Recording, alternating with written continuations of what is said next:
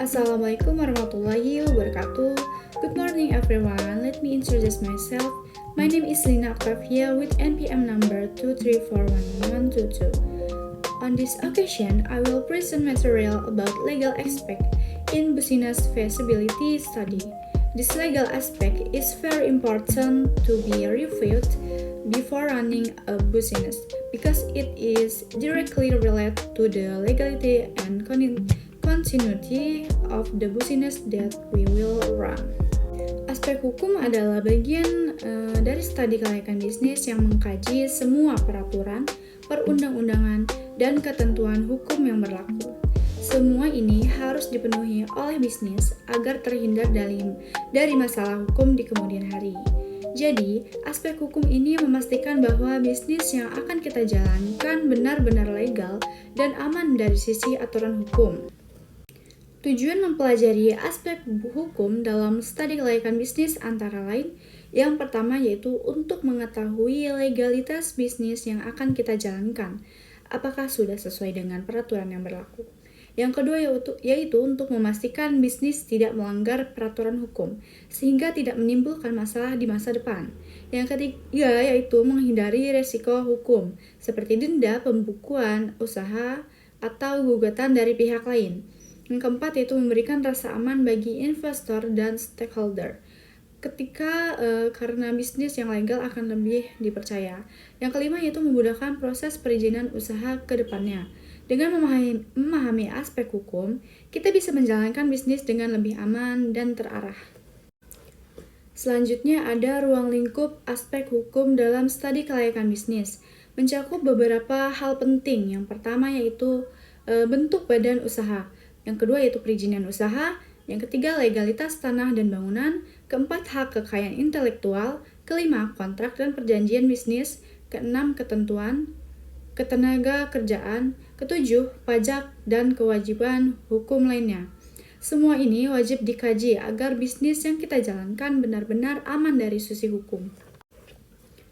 Lalu dalam memilih bentuk badan usaha di Indonesia, ada beberapa opsi yang bisa kita ambil.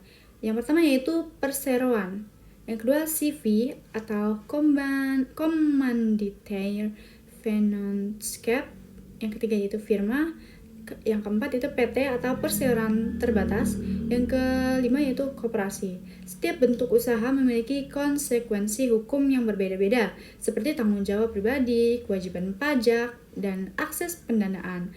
Oleh karena itu, pemilihan bentuk badan usaha harus disesuaikan dengan kebutuhan dan kemampuan bisnis kita.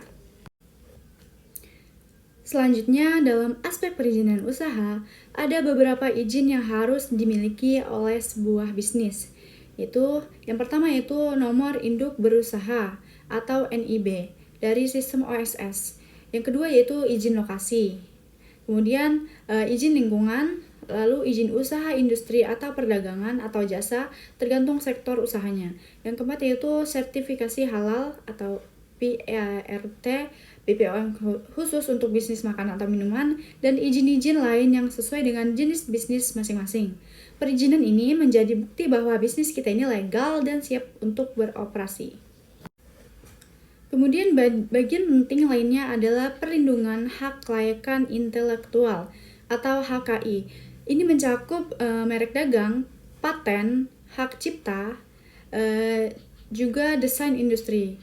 Manfaat pendaftaran HKI adalah yaitu untuk melindungi inovasi dan identitas usaha kita, menghindari adanya klaim atau tuntutan hukum dari pihak lain. Dengan begitu, produk atau jasa yang kita miliki tidak mudah ditiru dan tetap aman secara hukum.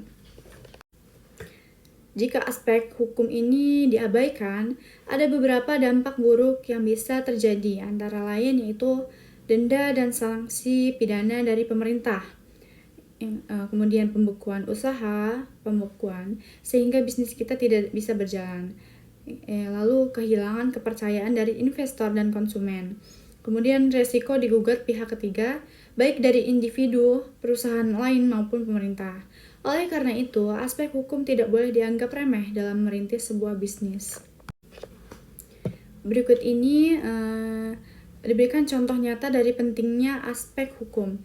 ada sebuah bisnis kuliner yang tidak memiliki izin PIRT dan BPOM. Akibatnya, produksi bisnis kuliner tersebut dihentikan oleh Dinas Kesehatan. Mereka mengalami kerugian besar dan kehilangan pasar yang sudah susah payah dibangun mereka. Kasus ini membuktikan bahwa aspek hukum sangat krusial dan wajib dipenuhi sejak awal. In conclusion, we can conclude that legal aspects are a very important part of business feasibility studies.